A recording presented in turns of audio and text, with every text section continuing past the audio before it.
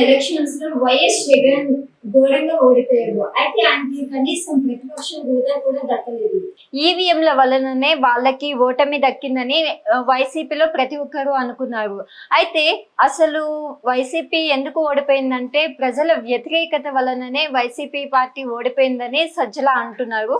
అయితే వైఎస్ కి ఇంకా బుద్ధి రాలేదా? సో ఈ విషయంపై డిస్కస్ చేయడానికి నాతో పాటు senior journalist Durga Kumar here with us. ఆయన అడిగి మరిన్ని విషయాలు తెలుసుకుందాం. నమస్తే సార్. నమస్తే మా అంకిత, మన వీక్షకులు కూడా నమస్కారం. సార్, గడిచిన ఎన్నికల్లో ఏపీలో సార్ చూసుకుంటే జగన్ ఘోరంగా ఓడిపోయారు. 11 సీట్ల స్థానంతోనే ఆయన గెలిచారు. సో దట్ ఏమని చెప్పారంటే ఈవీఎంల వలననే వాళ్ళు ఓడిపోయారు, ఏదో తేడా అయింది అనేసి అనుకున్నారు. కానీ తాజాగా చూస్తే సజ్జల ఒకటి అన్నారు అనమాట, ప్రజల తీర్పు వలననే వైసీపీ ఓడిపోయింది అని. సో దానిపైన మీరేమంటారు? ఆడలేక ఓటి మధ్యలో అని ఇప్పుడు డ్యాన్స్ చేసేవాడు కుదరక ఆ మధ్యలో ఓడిగా ఉందని అన్నట్టుగా ఉంది ఇది. వాళ్ళు మరి అదే ఈవీఎంల్లో కిందసారి 150 స్థానాలు గెలిచినప్పుడు ఈవీఎంలు తప్పని అనలేరా? ఇప్పుడు ఏదైనా వైఫల్యాన్ని కూడా ఉందాగా ఒప్పుకుని ప్రజల ముందుకు వెళ్తే అప్పటికన్నా వీళ్ళకి జ్ఞానోదయం అనుకుంటారు. అంతేగాని ఫలానా ఆయన మూలాన్ని ఓడిపోయాను, ఫలానా అక్రమాల వల్ల ఓడిపోయాను, ఈవీఎంలు ఏం చేస్తాయి? ఇప్పుడు మీరు చేసిన పరిపాలన ఏంటనేది వాళ్ళకి తెలియలేదంటే 5 సంవత్సరాల్లో మీరు ఇంత ప్రజా వ్యతిరేకమైన నిర్ణయాలు తీసుకుని ప్రజల్ని హింసించి, ప్రజల్ని లాకప్ డెత్లు చేయించి, తర్వాత ఎన్నికల టైంలో స్థానిక ఎన్నికలప్పుడు ప్రజల్ని తీసుకొచ్చి బెదిరించి కిడ్నాప్ చేసి పోలీసులతో విత్డ్రా చేయించి నామినేషన్స్ అన్నీ కూడా ప్రజా వ్యతిరేకమైన. తర్వాత ఈ మద్యపాన నిషేధం చేస్తానని 5 సంవత్సరాల్లో మద్యం ఇంకా నాసిరకాని మద్యాన్ని ఎక్కువగా అమ్మటం, ఇసుక అనేది దొరకకుండా చేసి చేతి వృత్తుల పనులు దొరకకుండా చేసి వాళ్ళు జీవితం ఇక్కడ గడవక ఆంధ్రప్రదేశ్లో ఇతర రాష్ట్రాలకు వలస వెళ్ళిపోయి పిల్లలు ఒకసాట వాళ్ళు ఒకసాట హలో లక్ష్మణ అని ఏడుస్తుంటే ఇవేవి మీ చెవులకి వినపడకపోగా, తర్వాత ప్రతిపక్ష నాయకుడు ఇవాళ ప్రజాస్వామ్యం గురించి ఇవాళ జైలుకి వెళ్ళి నెల్లూరు దగ్గర ఆయన మాట్లాడుతున్నాడు. ప్రజాస్వామ్యం అంటే అపహాస్యం చేస్తున్నారు, ప్రతిపక్షాల మీద దాడులు చేస్తున్నారు, తర్వాత ప్రతిపక్షం అనేది ప్రజాస్వామ్యంలో ప్రజల గొంతుకి వినిపించడానికి ఉంది. అవన్నీ ఇన్ని సూక్తులు చెబుతున్న పెద్ద మనిషి మరి చంద్రబాబు నాయుడు గారు ప్రతిపక్ష నాయకుడిగా ఉన్నప్పుడు కారణం లేకుండా అరెస్ట్ చేశారు. ఆయనకి ప్రతిపక్ష నాయకుడు హోదా ఇచ్చారు, నీకు ఇంకా ఇవ్వలా. నువ్వు ఒక కాంగ్రెస్ పక్ష నాయకుడు కానీ ప్రతిపక్ష నాయకుడు హోదా కాదు, క్యాబినెట్ ర్యాంక్. సరే, అది ఎట్లా ఉన్నా ఇవాళ నువ్వు ఇన్ని శుద్ధులు చెబుతున్నప్పుడు నువ్వు ముఖ్యమంత్రిగా ఉన్నప్పుడు ఎంత నియంత్రణ పోకడలో వెళ్ళావని నీకు తెలియదా? ఇప్పుడు సజ్జల రామకృష్ణారెడ్డి గారు అసలు చీఫ్ మినిస్టర్ కన్నా కూడా ఎక్కువగా ఆయనే డిఫెక్టివ్ చీఫ్ మినిస్టర్గా పనిచేశాడు. మంత్రివర్గం లేదు, అక్కడ ఎవరు లేరు. రాష్ట్రంలో కార్యదర్శులు, ఐఏఎస్లు, ఐపీఎస్లు, డీజీపీలు అందరి రోలు ఈయనే పోషించాడు. పోషించినప్పుడు ఎంత ప్రజా వ్యతిరేకమైన పరిస్థితులు ఉన్నాయనేది తెలియకుండా ఇవాళ ఈవీఎంలు ఇప్పుడు రాక ఈవీఎంల మీద తోశారు. ఇప్పుడు మేము తెలుసుకున్నాము, ఇప్పుడే మాకు జ్ఞానోదయం అయినట్టు ఈవీఎంలు కాదు ప్రజలకు వ్యతిరేకత వచ్చిందని చిన్న పిల్లాడిని అడిగినే చెబుతాడు. ప్రజా వ్యతిరేకత వెల్లులాగా వచ్చినప్పుడు కూడా ఇదే సజ్జల రామకృష్ణారెడ్డి గారు తెల్లారి కౌంటింగ్ అనగా ఆ రోజు సాయంత్రం కౌంటింగ్ ఏజెంట్లని పెట్టడానికి మీరు తిరగబడి కౌంటింగ్ కేంద్రాల్లో పోరాడి అవతలాడి గెలిచినా కానీ మనం గెలిచినట్టు సర్టిఫికెట్లు తెమ్మని చెప్పిన వ్యక్తి ఇవాళ వచ్చి మళ్ళీ మాట్లాడుతున్నాడంటే అది జగన్మోహన్ రెడ్డి గారికే నష్టం. అలాంటి వ్యక్తితో ఈ ప్రభుత్వం ఎంత నష్టపోయిందో వాళ్ళ ఎమ్మెల్యేలు, మాజీ మంత్రులు కూడా చెప్తున్నారు. అంటే ఇప్పటికీ వైసీపీ పార్టీలో ఉన్న కార్యకర్తలకి తెలుస్తుంది అంటారా? తెలుస్తుంది అంటే ఇప్పుడు ఆయన ఒప్పుకున్నాడు ఒప్పుకోకపోయినా అది వాస్తవం. ఒప్పుకోవటానికి ఇంత డిలే అయ్యిందంటే ఎప్పుడైనా రాజకీయంలో ఉన్నప్పుడు మనం ఎప్పటికప్పుడు వెంటనే మన ప్రజాస్పందనని చెప్పాలి తప్ప ఈ రకంగా మమ్మల్ని ఎన్నుకోపోవటం ప్రజలు తప్పు అన్నట్టు కూడా జగన్మోహన్ రెడ్డి గారు మాట్లాడాడు. నా సొమ్మంతా తినేశారు, తర్వాత ఇప్పుడు రాక నాకు ఓటు వేయలేదు అనే మాట మాట్లాడాడు. అంటే ఈయన సొంత డబ్బులు ఇచ్చినట్టు వాళ్ళు తిని వాళ్ళు కృతజ్ఞత లేకుండా చేశారని నిందేశారు.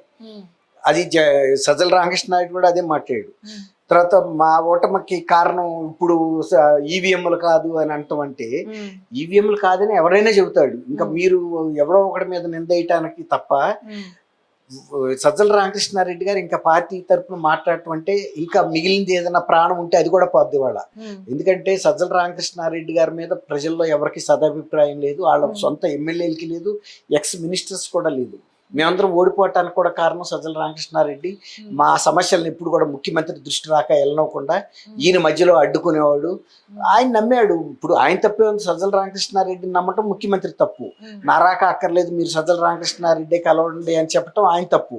ఆ రోజు వ్యతిరేకించి ఇతను సజ్జల రామకృష్ణారెడ్డి ఎవడో, మేము మీతోనే కలుస్తాము, ప్రజలకి మాకు మధ్యలో ఎవరు ఉండక్కర్లేదు అని ఆ మాట ఆ రోజు చెప్పలా. ఇప్పుడు కూడా చెప్పడానికి వాళ్ళు భయపడుతున్నారు. అందుకే ఒక నెల రోజుల లోపు సజ్జల రామకృష్ణారెడ్డి గారు చూసి వీళ్ళల్లో ఎవడ మొగాళ్ళు ఏళ్లే మళ్ళీ నేనే రావచ్చు అని వాళ్ళు మళ్ళీ రీఎంట్రీ ఇచ్చాడు ఆయన. అంతే కదా, వీళ్ళకి ఎవరికి అంత శక్తి లేదు, జగన్మోహన్ రెడ్డిని నా మీద వ్యతిరేకంగా చెప్పి ఆపగలిగినాడు లేడు అని వచ్చాడు. ఇక జగన్మోహన్ రెడ్డి గారు ఇష్టం. ఇప్పుడు పార్టీని పాత్ర వేసి పైన ఉప్పు పాత్ర వేసుకుంటానంటే ఎవడు కాదంటాడు. ఆయన సలహాదారుడిగా ఉండి అంతా నేనే నిర్వహించిన వ్యక్తి ఇవాళ పార్టీకి 11 స్థానాలు వచ్చినాయి అంటే అది అందరూ కూడా వాళ్ళ పార్టీ వాళ్ళే చెబుతున్నారు కదా దీనికి సజ్జల రామకృష్ణారెడ్డి కారణం అని. అవునో కాదో మనం చెప్పలేము, వాళ్ళు చెబుతున్నారు. అది ఇంత ఆలస్యంగా తెలుసుకుని మళ్ళీ ఇవాళ ఆయన తప్ప మాకు దిక్కు లేదనే పరిస్థితికి వాళ్ళు వచ్చేసారు. అది జగన్మోహన్ రెడ్డి గారు కావచ్చు, పార్టీలో ఉండే ఇతర నాయకులు కూడా జగన్మోహన్ రెడ్డి గారి తర్వాత మళ్ళీ సజ్జల రామకృష్ణారెడ్డి గారే బెటర్ ఆప్షన్ అని. కాబట్టి ఆయన వచ్చి మాట్లాడుతున్నాడు అంటే ఒక రకంగా వైఎస్ఆర్సీపీ కార్యకర్తలు నాయకులు ఆలోచించుకోవాలి, ఈయన్ని మళ్ళీ వచ్చాడు ఇక మళ్ళీ మన ప్రజల్లోకి ఏ ముఖం పెట్టుకుని వెళ్తామని. రైట్, ఇక్కడ ప్రజలు చూస్తుంటే జగన్మోహన్ రెడ్డికి ఇంకా బుద్ధి కాలేదా అంటున్నారు. దీనిపైన మీరేమంటారు? అదే మనం ఇప్పుడు దాదాపుగా చెప్పుకుంది అదే కదా.